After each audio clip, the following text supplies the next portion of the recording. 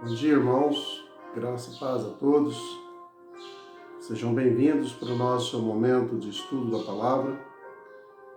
Hoje faremos o nosso quinto estudo da nossa lição da Escola Bíblica Dominical. Estamos estudando o livro de Salomão, Cantares de Salomão, o Cântico dos Cânticos. Estamos falando sobre o amor, estamos falando sobre relacionamentos. Estamos falando de algo extremamente importante que faz parte da nossa vida, faz parte do plano de Deus e por isso nós devemos aprender o máximo possível.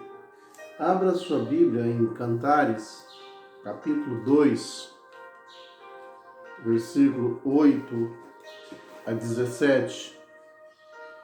A voz do meu amado, eis que ele vem saltando sobre as montanhas, pulando sobre as colinas.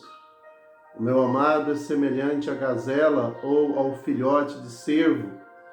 Eis que está detrás do nosso muro, olhando pelas janelas, mostrando-se pelas grades. O meu amado falou e me disse: levanta-te, meu amor, formosa minha, e vem. Porque eis que passou o inverno, a chuva cessou, e se foi as flores aparecem na terra, o tempo de cantar dos pássaros chega, e a voz da rola ouve-se em nossa terra. A figueira já deu seus figos verdes, as videiras, as suas uvas macias, exalam um bom aroma. Levanta-te, meu amor, formosa minha, vem. Pomba minha, que estás nas fendas das rochas, nos lugares ocultos das ladeiras, mostra-me o teu semblante, deixa-me ouvir a tua voz, porque doce é a tua voz e o teu semblante é gracioso. Apanhai-nos as raposas, as raposinhas, que estragam as vinhas, porque as nossas vinhas têm uvas tenras. O meu amado é meu e eu sou dele, e ele apacenta entre os lírios, até que o dia amanheça e fujam as sombras. Volta, amado meu, faze-te semelhante à gazela ou ao jovem cervo sobre os montes de Beter. Deus nos abençoe mais uma vez, através da palavra do nosso Deus, que sempre é poderosa e eficaz para edificar e nos consagrar e santificar ao Senhor. Irmãos, na lição de hoje, nós queremos falar quando o melhor parece ameaçado. Na verdade, nós estamos falando de uma atenção que precisamos ter em relação àquilo que acontece ao nosso redor. Lembrando que o relacionamento conjugal, o casamento, ele é algo extremamente importante, prioritário. E ao lado, certamente existem muitas outras coisas, mas nós precisamos entender que o principal é o casamento e as demais coisas precisam ser observadas e cada uma tratada da sua devida maneira. Muito bem, Salomão, ele aqui se demonstra extremamente apaixonado, ele se demonstra extremamente voltado para esta questão amorosa e ele vai trazer por inspiração muitos ensinamentos sobre este assunto.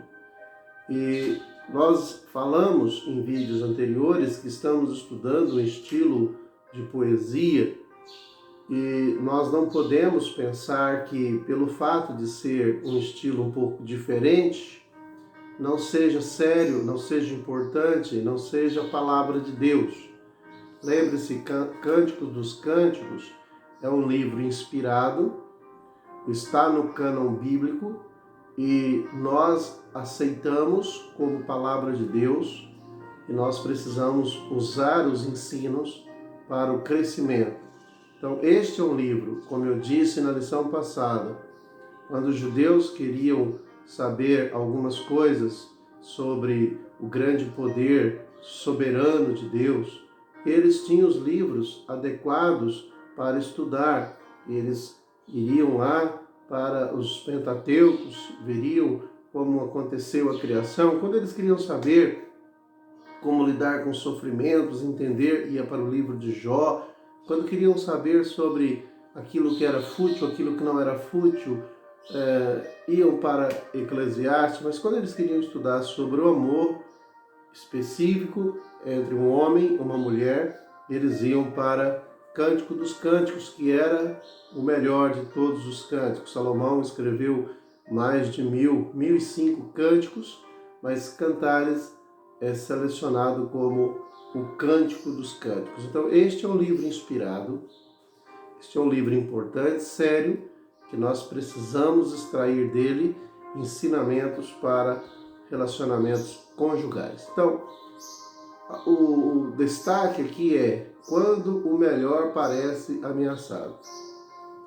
Quando a parte melhor do casamento, quando os momentos melhores do casamento parecem estar sendo ameaçados por alguma coisa. É esse o propósito aqui, ok?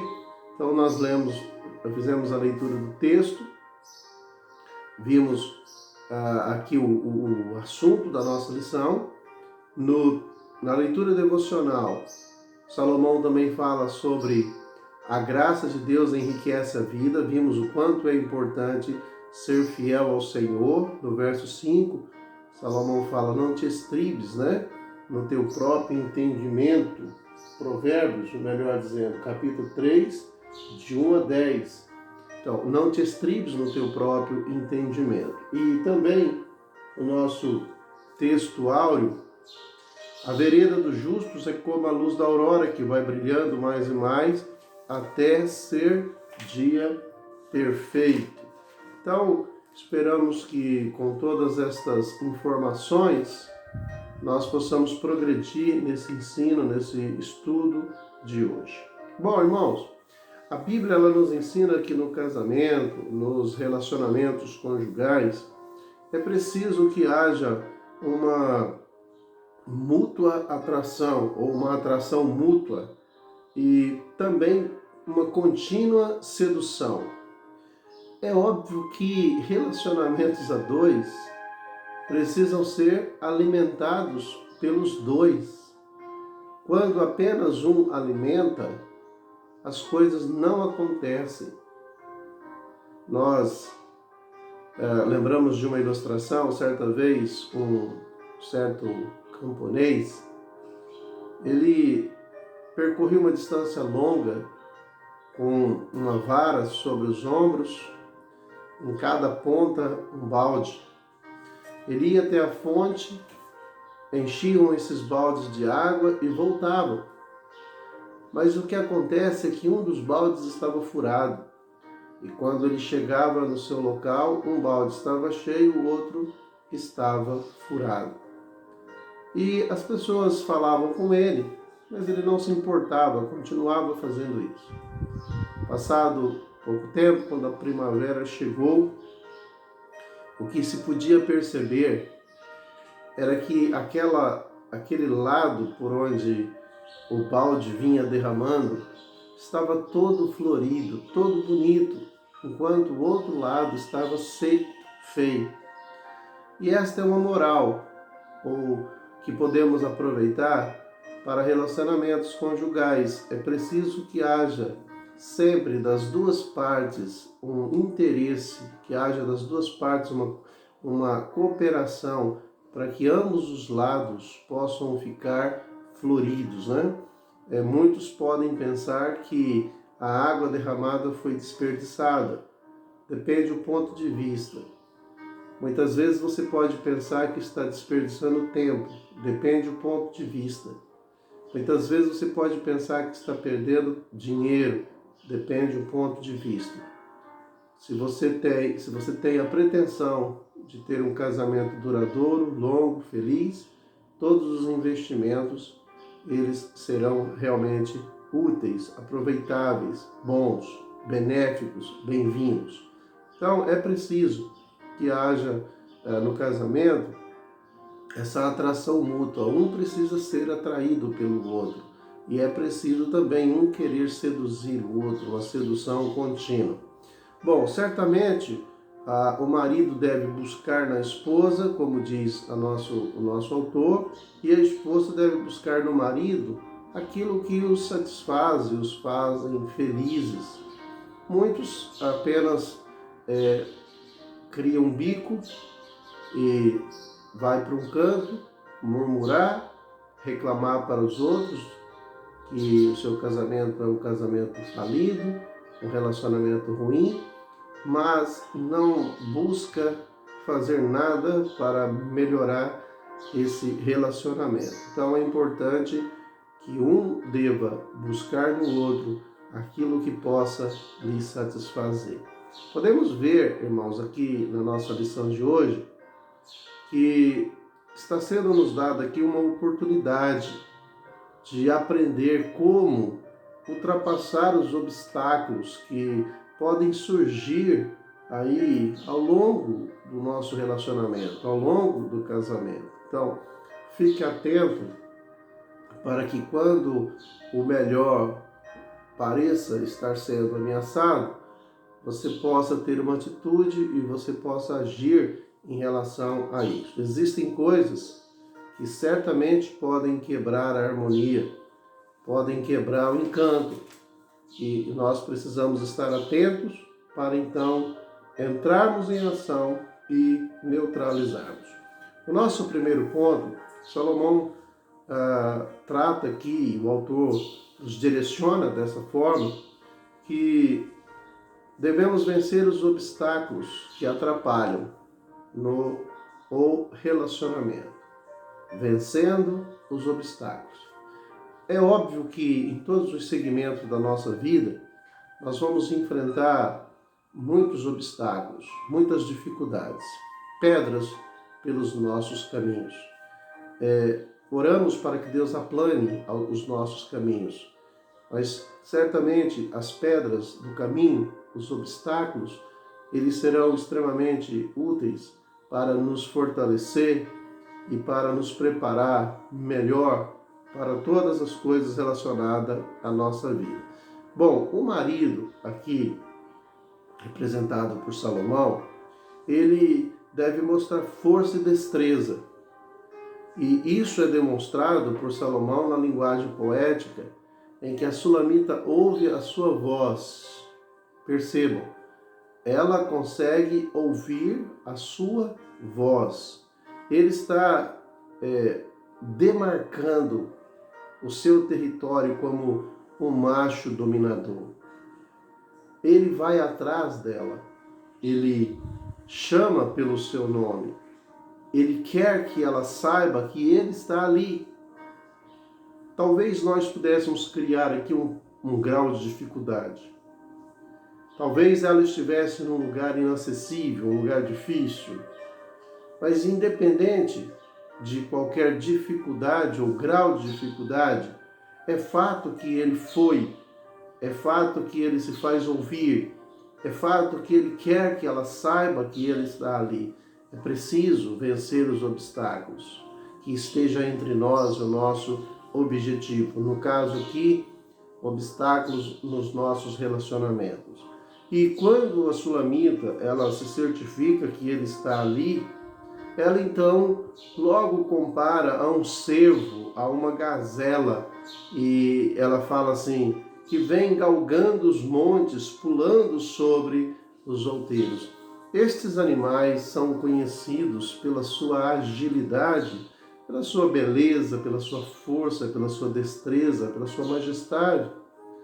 Imagine, são animais que se superam, são animais que vencem obstáculos todos os dias, mas não perdem a sua beleza, não perdem a sua leveza, não perdem a sua força.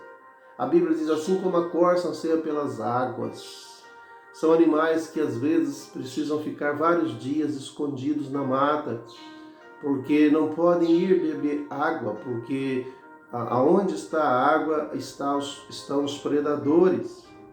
Mas são animais que se superam. E a Sulamita, ela compara Salomão a este cervo, a esta gazela que vem pulando, leve, feliz, bonito, olhando para o seu objetivo e indo atrás dele, literalmente vencendo obstáculos, não é? Então é assim que a Sulamita o compara. Este animal pode demonstrar, como eu disse, força, destreza, destemido, a superar os obstáculos, mas também representa graciosidade, belo, gentil, amável, muito esperto, né? E ela se emociona ao ver o desejo e o desempenho dele em querer se juntar a ela. Ela fica extremamente emocionada ao ver todo o seu esforço, ao ver toda a sua dedicação. Ele está vindo, ele está se superando, ele quer estar com ela. Como isso é importante, né? É interessante que alguns parceiros, sejam eles o lado masculino ou feminino, muitas vezes no relacionamento querem se sentir estrelinhas, mais importante do que deveria. E esse aqui não é o propósito.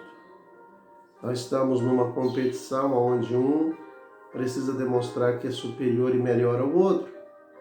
Mas nós estamos num relacionamento onde cada um deve se superar para conquistar, para alcançar, para obter aquilo que tanto lhe completa. Ele também prova o quanto a deseja e o quanto lhe é fiel. Ao invés de buscar um caminho mais fácil, ele busca um caminho mais difícil porque é ela que ele quer.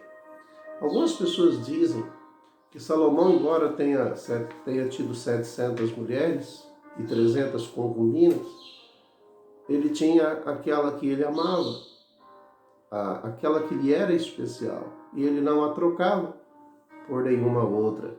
Então ele se aproxima da sua casa onde ela está, e ela está, diz a Bíblia ali, resguardada na proteção, talvez protegida pelos seus irmãos, talvez ali impedida de ter contato com outros, mas é ali que ele chega e ela percebe que ele, ao olhar firmemente, ele denota vigor com autocontrole.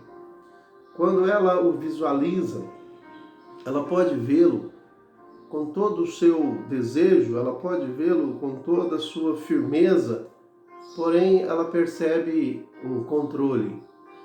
Ela não está diante de alguém que não está tendo domínio. Ele não é impulsivo. Ele não é um louco, desvalido. Mas ele está ali totalmente por amor. Ele está ali vencendo obstáculos porque ele quer estar com ela, porque ele quer vê-la, porque ele quer tocá-la, porque ele quer ouvi-la. Mas ele controla esse desejo, ele não é platônico, ele controla esse desejo porque ele quer esperar por ela também. Isso é muito importante nos relacionamentos, onde não se impõe a nossa vontade, onde não se tem atitudes descontroladas, é preciso ter domínio próprio. Então todos os relacionamentos saudáveis, irmãos, eles são consensuais. É preciso que as duas partes queiram, é preciso que as duas partes desejem aquilo.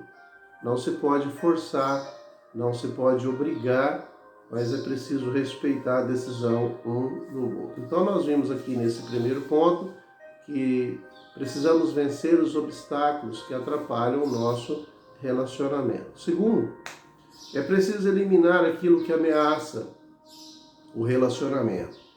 Ele apresenta para ela o motivo para eles desfrutarem da vida a dois. ele diz assim, em outras palavras, que o tempo desfavorável passou, os tempos difíceis haviam passado e que havia chegado o tempo bom. Tudo estava conspirando a favor. Ele fala sobre as flores que estavam brotando, desabrochando, havia um multicolorido muito grande, os pássaros estavam cantando, e isso também representava grande alegria, os frutos estavam amadurecendo, né? Podemos ver aí que os frutos maduros, eles representam muitas coisas, dentre elas representam o tempo certo, representam satisfação, representa atração, porque os desejamos.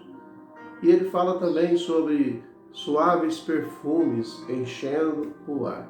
Salomão está aqui apaixonado, usando a linguagem apaixonada.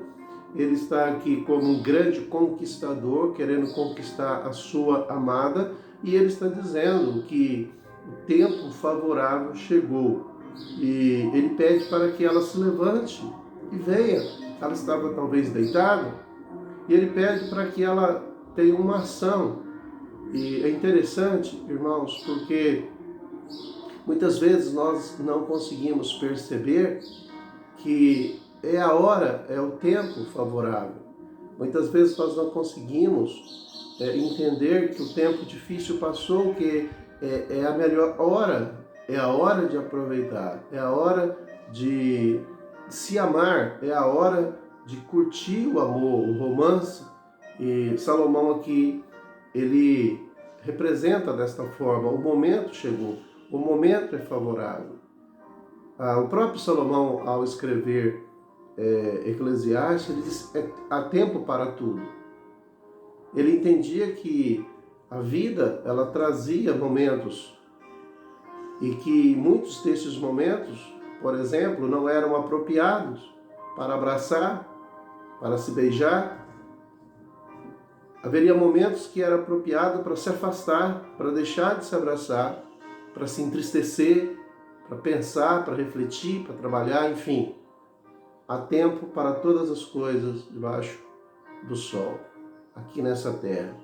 Mas agora ele está reconhecendo, e nós precisamos reconhecer, quando é o momento favorável, quando é o tempo de viver a grande paixão, quando é o tempo de viver o grande amor, quando é o tempo de realmente querer estar junto e entender que é o momento apropriado. Porque o amor conjugal, ele foi criado por Deus para estar sempre em flor. Então, é preciso sempre repor o mel. É nossa obrigação, é nosso dever trabalhar para que esse relacionamento seja alimentado e que não falte os tempos favoráveis. Que sempre haja doçura para que este relacionamento ele possa durar. Primeiro, irmãos, ele a vê num lugar perigoso, nas fendas dos penhascos, nas rochas escarpadas. Então é preciso ter a sensibilidade para identificar tudo aquilo que possa prejudicar a harmonia entre o casal. E Salomão fala para ela: apareça, se mostre, fale para mim o que está acontecendo, o que eu posso fazer para te ajudar. Apareça. Então ele quer que ela compartilhe, ela quer que ela divida com ele os seus problemas, suas dificuldades, porque ele quer ajudá-la, ele quer de forma prestativa socorrer na sua necessidade. E aquele quadro não era o mesmo das flores lindas, dos jardins, dos pássaros cantando, do perfume exalando. Aquela visão que ele está tendo dela é um lugar de perigo, e ele então quer ajudar. Por isso ele diz: venha, levante, venha até onde eu estou.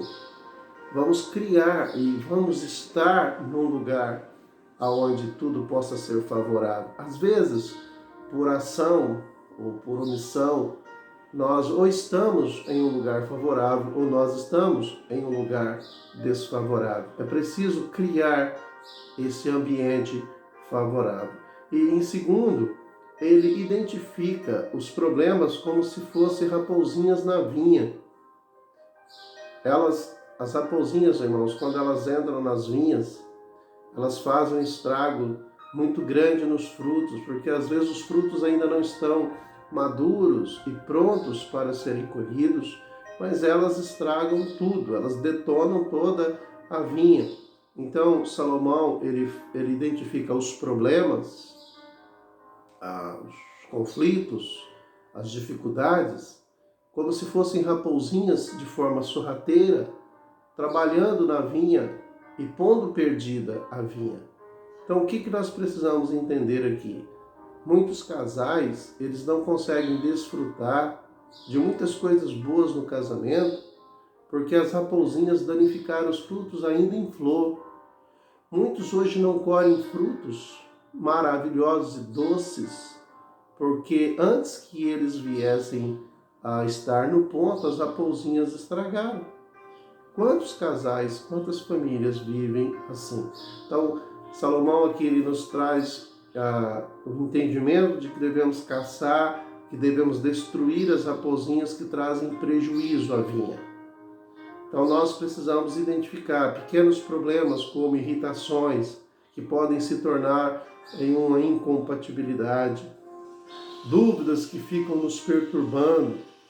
É preciso então corrermos atrás e destruirmos estas raposinhas, mal entendidos que precisam ser esclarecidos, ciúmes, desconfianças infundadas, inseguranças, defraudação física e poderíamos aqui acrescentar uma série de outras coisas, mas eu creio que cada um de vocês podem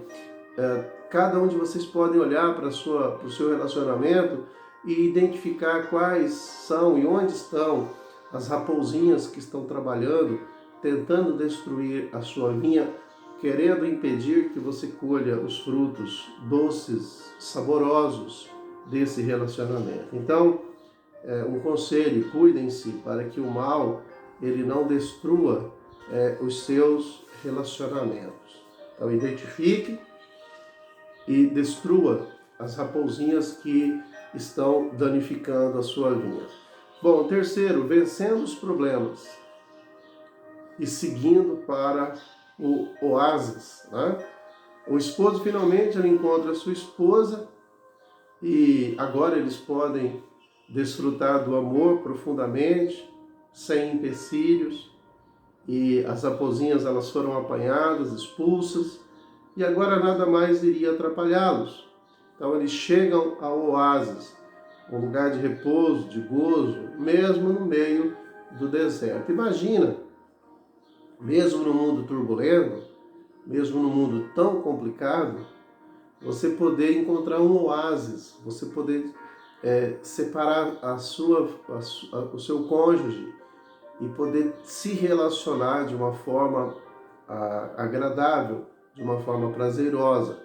Então, pega essa visão, entenda que você pode criar um momento favorável, você pode encontrar oásis no meio do deserto, você pode vencer os problemas, e você tem que vencer os problemas para poder desfrutar de um relacionamento de lua de mel com o seu cônjuge, né? Porque agora ela diz assim: o meu amado é meu e eu sou dele.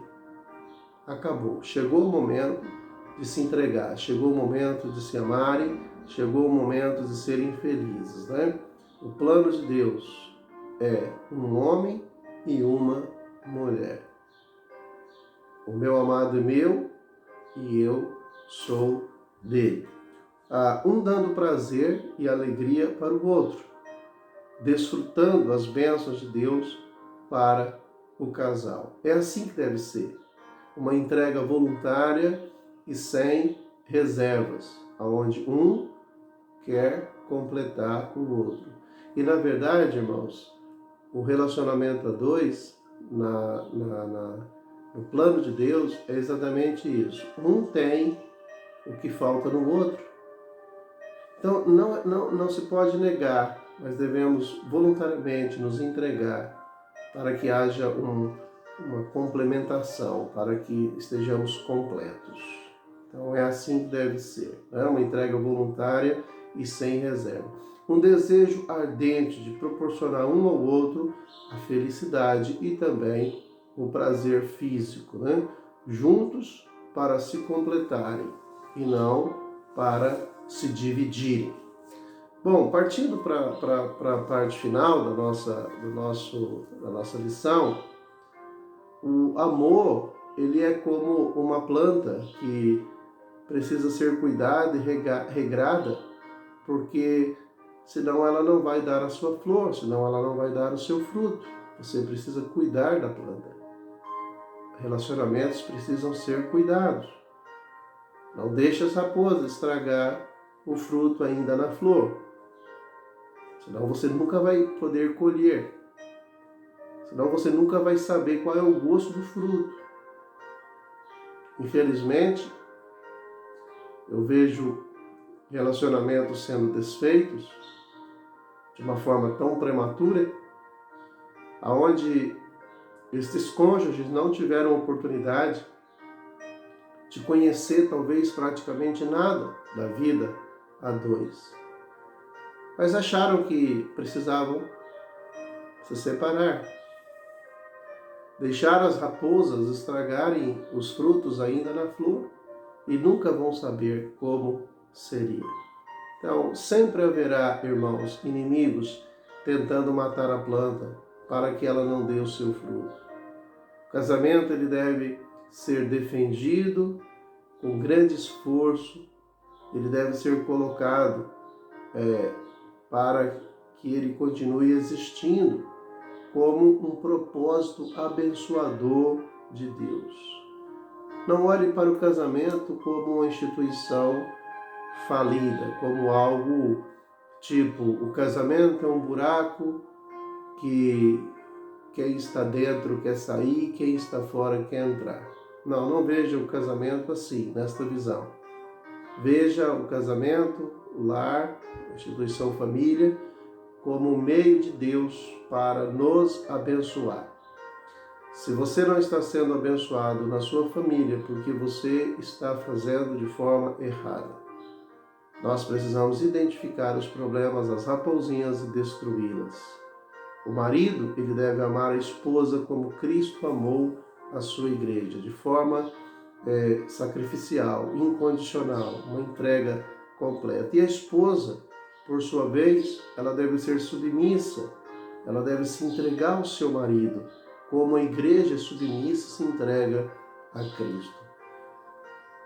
Cooperação mútua, atração mútua, é uma via de duas mãos. Jesus venceu o seu grande obstáculo por amar a igreja. Jesus venceu o pecado, ele morreu para poder conquistar a sua igreja. E nós devemos ser gratos a ele por ter morrido por nós e por ter nos redimido. Então, maridos e mulheres, cuidem do que é vosso, para que o vosso amor não corra perigo. Que Deus nos abençoe através da sua palavra, que você possa ser fortalecido com esta palavra e que o seu relacionamento seja abençoado. Quando o melhor parece ameaçado, entre em ação. Busque em Deus sabedoria e lute contra todos os inimigos para que você tenha um casamento preservado e viva na graça e na felicidade que Deus tem preparado para nós. Que Deus te abençoe, fique com Deus, fique em paz.